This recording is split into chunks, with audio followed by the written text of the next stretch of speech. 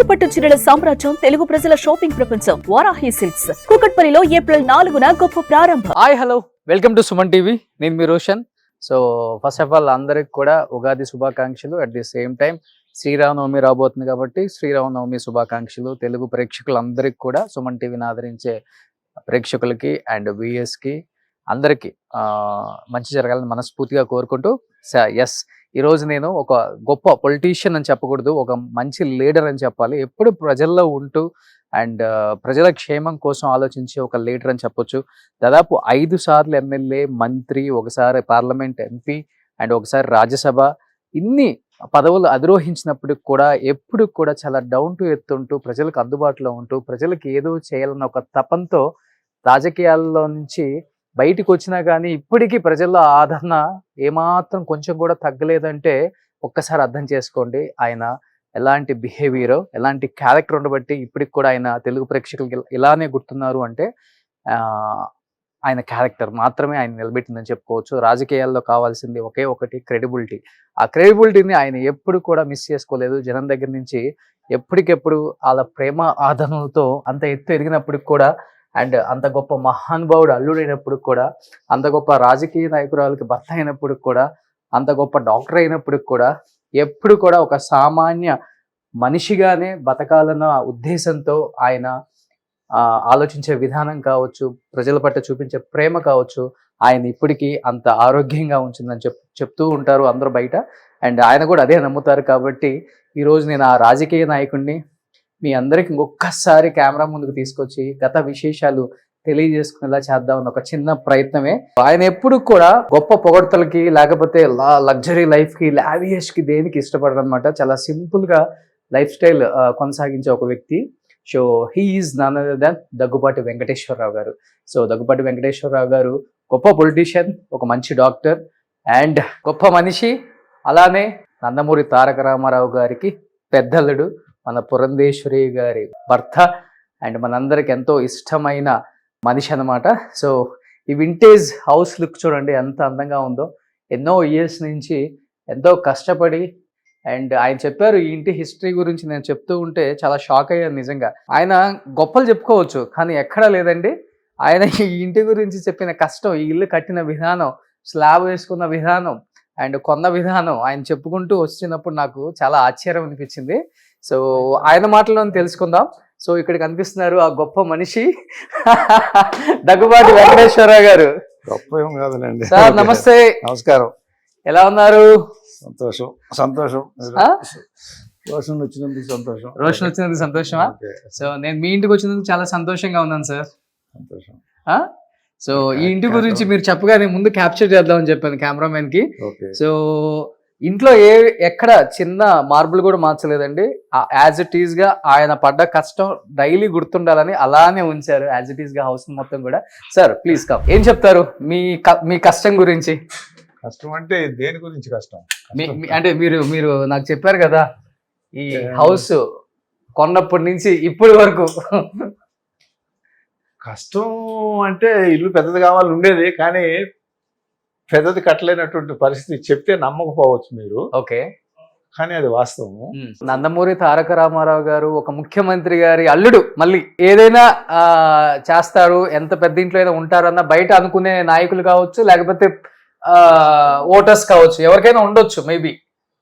రామారావు గారి అల్లుడు అనేటటువంటిది నాకు అదృష్టంగా భావిస్తాను.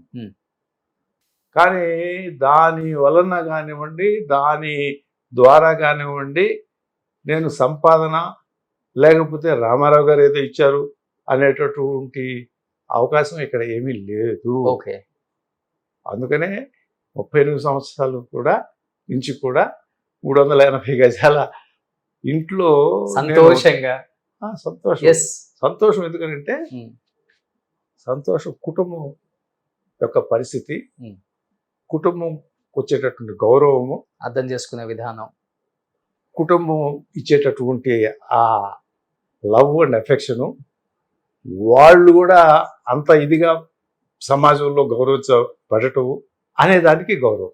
సూపర్. అది అదృష్టం, అది ఆనందం. సూపర్. సో నందమూరి వంశంలో ఉన్న ప్రతి కొడుకింటికి వెళ్ళినా, ప్రతి కూతురింటికి వెళ్ళినా, అల్లుళ్ళ ఇళ్లలో కూడా వీళ్ళ ఫోటో అయితే తప్పనిసరిగా ఉంటుందండి. ఎన్టీఆర్ గారు అండ్ బసవతారకమ్మ గారు. సో పురంధేశ్వరి గారు సేమ్ వాళ్ళ అమ్మగారి లాగా కొంచెం కనిపిస్తారు నాకు. నాన్నగారి వాక్ వచ్చింది కాబట్టి రాజకీయాల్లో దున్నుకొచ్చారని చెప్పి అందరూ చెప్తుంటారు. ఇద్దరు కలయికే పురంధేశ్వరి గారు చెప్పాలంటే.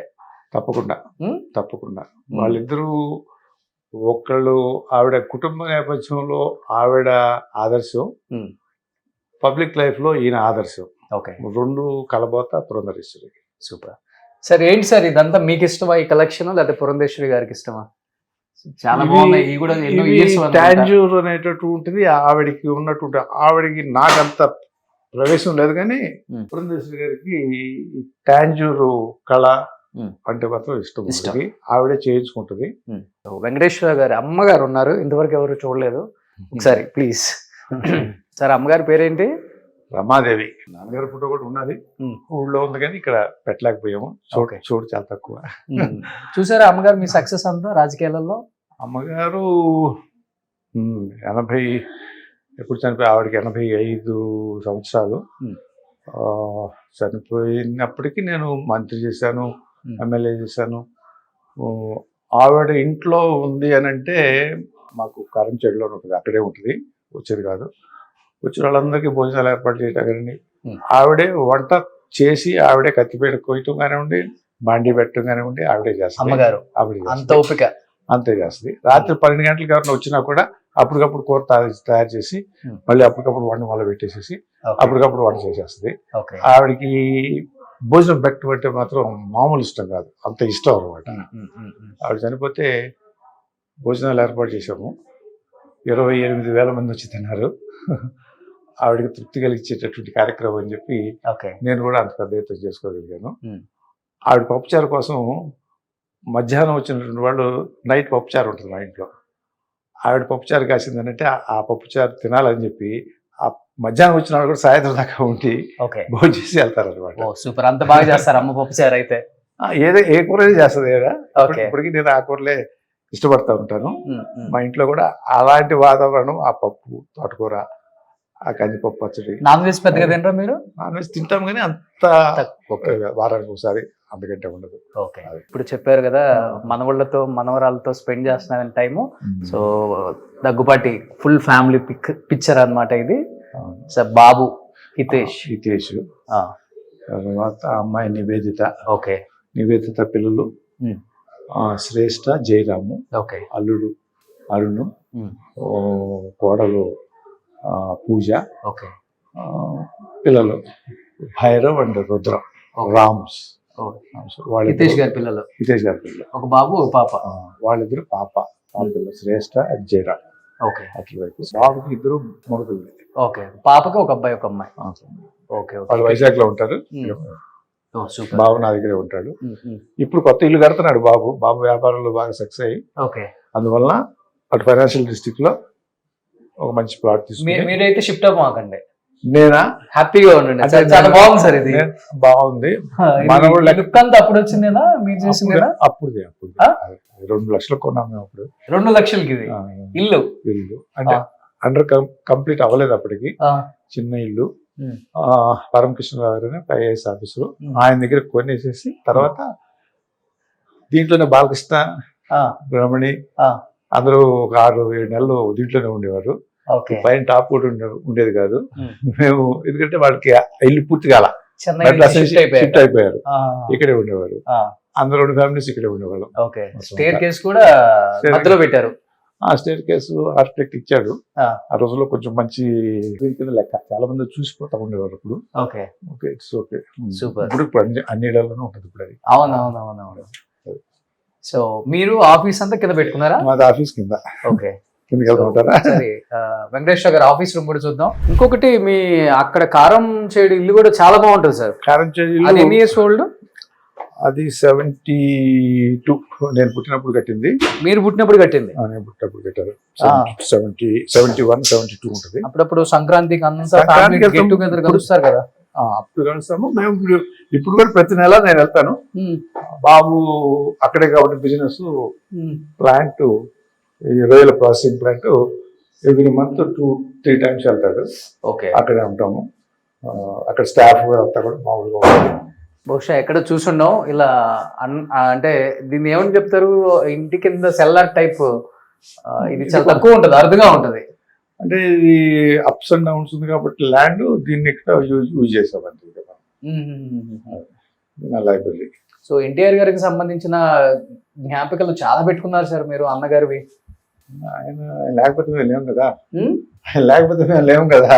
ఓకే. బుక్స్ బాగా చదువుతారు అనుకుంటా, అందుకని బుక్స్ ఈ మధ్య బాగా ఒక 5 books అయితే మీకు ఫేమస్ సార్. కలెక్ట్ చేస్తా ఉంటాను, అన్ని చదవకపోయినా కొన్ని ఉంటాయి, అన్ని చదివాను కాదు లెక్క. కావాల్సింది తీసుకోవడానికి. ఎక్కువ తెలుగు బుక్సా ఇంగ్లీష్ బుక్సా? ఎక్కువ తెలుగు బుక్సే ఉంటాయి, ఇంగ్లీష్ అవసరమైనప్పుడు ఇంగ్లీషు. ఓ, ఇక్కడ ఉన్నారు. అప్పటికి ఎమ్మెల్యేనా మీరు? 83లో ఎమ్మెల్యే కదా, 83లో. ఓకే. సో ఇది ఎప్పుడు? ఇది యుఎన్ లో పార్లమెంట్ మెంబర్ అయిన తర్వాత 91లో యుఎన్ జనరల్ అసెంబ్లీ. అంటే జనరల్ అసెంబ్లీలో మామూలుగా మాట్లాడటం అనేది ప్రైమ్ మినిస్టర్ లేకపోతే ఎక్స్టర్నల్ అఫైర్స్ మినిస్టర్ ఉంటుంది. ఆ రోజు ఎందుకు నాకు వాజ్పేయి గారు యాక్చువల్ గా మాట్లాడాలి ఆ రోజున. వాజ్పేయి గారు ఆ ఉదయం మేమంతా డెలిగేట్స్ యుఎన్కి 1 month ఉంటాం అక్కడ. ఓకే. మార్నింగ్ మీటింగ్ లో నేను మాట్లాడతానని అడిగితే వాజ్పేయి గారికి చూశారు. మాట్లాడతావా అన్నాడు. మాట్లాడతాను సార్, ఇచ్చేయండి దానికి అన్నాడు. అది తర్వాత దీనికంటే ముందు నెల్సన్ మండేలా మాట్లాడాడు ఇక్కడ అపార్థైడ్ మీద. ఓకే. 91లో. అప్పటికి ఇంకా ప్రెసిడెంట్ కాల, జైలు నుంచి రిలీజ్ అయ్యాడు. He's going around. Okay. And then he was invited. The subject is apartheid. So 100 countries, 180 అట్లా ఉంటాయి, 60 అట్లా ఉంటాయి కదా, అందరూ వాజ్ దేర్. అక్కడ మనకు అవకాశం అప్పుడు తెలియదు నాకు ఇది గొప్ప, తర్వాత చూసుకుంటే అప్పుడు నేను ఇక్కడ మాట్లాడాను అని. అది వాజ్పేయి గారు ఇచ్చినటువంటి అవకాశం. అది ఇది మావయ్య సీఎం అయ్యారా? ఇది నేను ప్రమాణ స్వీకారం, నేను మంత్రిగా ఆ పక్కన కుముద్దిని చేసి గవర్నరు. ఓకే. ఇది వచ్చేటప్పటికి మోడీ గారు, మేడం గారి బాస్ అంతా, మేడం గారి boss Shyam Prasad Mukherjee, great leader Shyam, Jana Sangh origin of BJP ఆయన. ఇది మాత్రం చాలా విశిష్టమైనటువంటి ఫోటోగ్రఫీ. ఇది విశ్వామిత్ర. అప్పుడు ఇది విశ్వామిత్ర కాదు, దానవీర సూరకర్ణ. అనుకుంటారు మీరు, కానీ అది కాదు. చండశాసనుడు సినిమా తీస్తా ఉన్నారు. ఇప్పుడు పార్టీ పెట్టిన తర్వాత రామకృష్ణ ఇన్స్టిట్యూట్స్ లో ఆయన పైన ఉండేవాళ్ళం మేమంతా రూమ్స్ లో. కింద షూటింగ్ జరుగుతూ ఉండేది. అదొకటి. ఇంకో 2 సినిమాలు చేశారు అప్పుడు పార్టీ పెట్టిన తర్వాత. ఆ కింద దీంట్లో అంతర్నాటకం అన్నమాట. ఇది అంతర్నాటకం సినిమాలో అంతర్నాటకం. ఆ అంతర్నాటకంలో ఈ వేషంలో ఉన్నాడు ఆయన. నేను ఎవరో వస్తే కిందకి తీసుకెళ్తా. నేను ఆఫీస్లో కూర్చుంటాను, ఎవరైనా కొత్త వాళ్ళు చేరడానికి వచ్చిన వాళ్ళు నేను తీసుకెళ్తా ఉంటా. ఆ రకంగానే కేసీఆర్ని తీసుకెళ్లాను, ముద్దుకృష్ణ నాయుడు వీళ్ళంతా తీసుకెళ్లాను. పార్టీలో చేరడానికి వచ్చాడు కేసీఆర్, తీసుకుని కిందకి వెళ్తే ఆయన షూటింగ్లో ఆయన అంటే చూస్తా ఉన్నాను. అర్థమైంది ఆయనకి. రా అన్నాడు, పక్కన నిలబెట్టి ఫోటో తీయమన్నాడు ఆయన. అంటే దాని ఇంపార్టెన్స్ తెలుసు కదా. సో పక్కన అది ఆ ఫోటో అనమాట. రామారావు గారి తోటి ఆవేశంలో ఉండి ఫోటో తీసుకోవడం అనేటట్టు ఉంటుంది. చాలా రేరు. మిగతా వాళ్ళు ఎవరిని బయట వాళ్ళని రానిరు స్టూడియోలోకి. నేను అలా ఆ పార్టీ పెట్టిన తర్వాత అక్కడే ఉండేవాడు కదా, స్టూడియోలో ఉండేవాడు. సో ఎంత అల్లుడైనా కానీ మీ డిస్టెన్స్ మెయింటైన్ చేస్తారు ఫస్ట్ నుంచి కూడా కొంత. అది మామూలు అనుకోండి, ఆయన బిజీలో ఉంటాడు కదా. అవునవును. మా ఎక్కడ అవకాశం దొరుకుతుంది. ఓకే. ఓ సూపర్. ఫస్ట్ నుంచి ఉంది సార్ మీ దగ్గర?